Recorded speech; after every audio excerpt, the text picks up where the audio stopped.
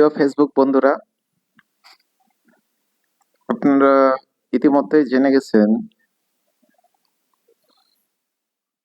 মুস্তাফিজকে Kolkata night rider তাদের squad থেকে বাদ দিয়ে দিছে। আহ, তারা তাদের অফিসিয়াল পেজে পোস্টের মাধ্যমে বিষয়টা নিশ্চিত করছে।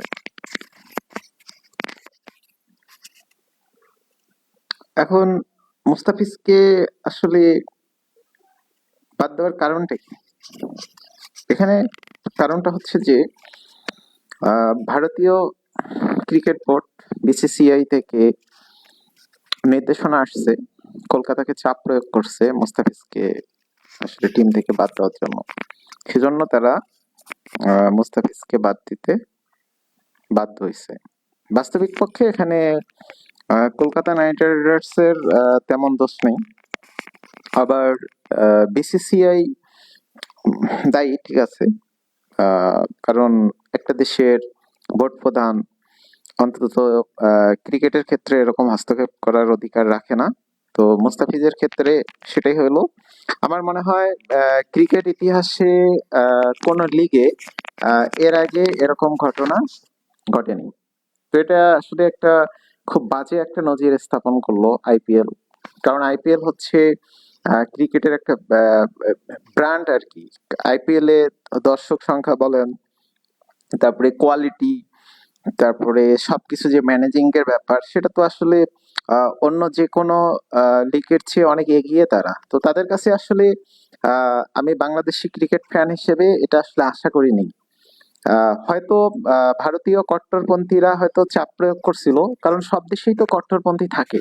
তো ভারতের আসলে আহ, যে কট্টরপন্থীরা তারা আসলে অতিরিক্ত উগ্র। তাদের উগ্রতা যে কতটা খারাপ লেভেলে গেছে, এটা হচ্ছে তার একটা উজ্জ্বল দৃষ্টান্ত আমরা পেয়ে গেলাম। তারা বেশ কয়েকদিন থেকে হুমকি ধামকি দিচ্ছিল ভারতের যে উগ্র সম্প্রদায় রাজনৈতিক দলগুলো, তারা মুস্তাফিজকে খেলালে স্টেডিয়াম ভাঙচুর করবে, তারপরে হুমকি ধামকি আরো অনেক কিছু প্রয়োগ করছিল গত এক সপ্তাহ থেকে। তো সেক্ষেত্রে বিসিসিআই আসলে বাধ্য হয়েছে। এখানে সরাসরি বিসিসিআই কে দোষারোপ করাটা ঠিক হবে না। বিসিসিআই বিসিসিআই আসলে ভারতের কট্টরপন্থীদের চাপে পড়ে এই সিদ্ধান্ত নিতে বাধ্য হয়েছে। আর কলকাতা নাইট রাইডার্সের এখানে কোনো দোষ নাই। আহ, তারপর কলকাতা নাইট রাইডার্সকে লিখিতভাবে মুস্তাফিজকে বাদ দেওয়ার জন্য অনুরোধ করছে বিসিসিআই। তো এখানে যে নজিরটা তারা স্থাপন করলো, এটা আসলে ক্রিকেটের জন্য অনেক খারাপ। তো এটা দুঃখজনক একটা ব্যাপার। সেটা হচ্ছে আমাদের বাংলাদেশের ক্রিকেটারদের দীর্ঘ এক যুগ থেকে আইপিএল এ আসলে বঞ্চিত করা হচ্ছে। এখানে যদি আমি উদাহরণস্বরূপ কিছু প্লেয়ারের নাম বলি, তারা কিন্তু আইপিএল এ নিয়মিত খেলার যোগ্যতা রাখতো। যেমন মোহাম্মদ আশরাফুলের কথা বলি আমি। মোহাম্মদ আশরাফুল যদিও ধারাবাহিক ছিলেন না, কিন্তু টি-টোয়েন্টিতে তিনি আসলে ভালো করতেন।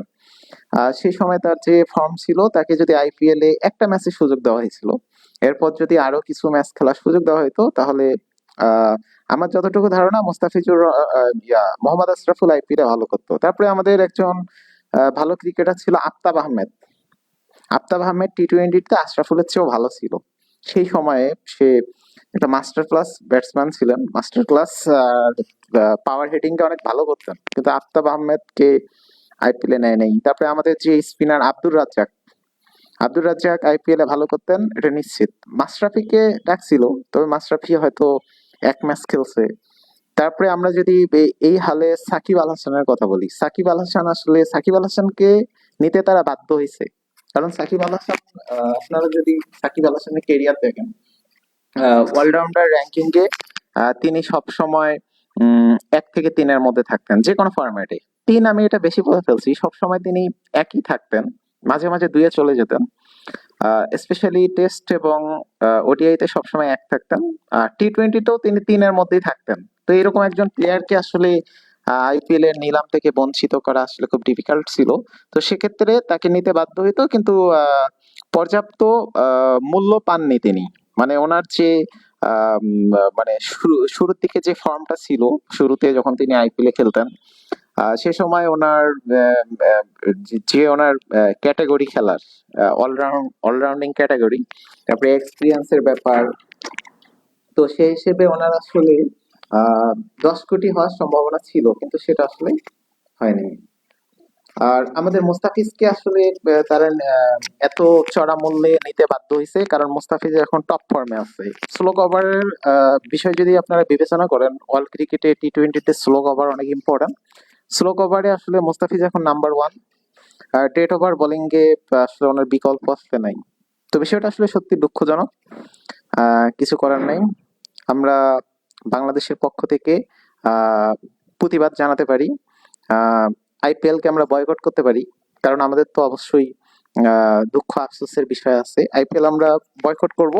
আর বাংলাদেশের মিডিয়ার প্রতি অনুরোধ, আইপিএল এর যেন সম্প্রচার করা না হয়।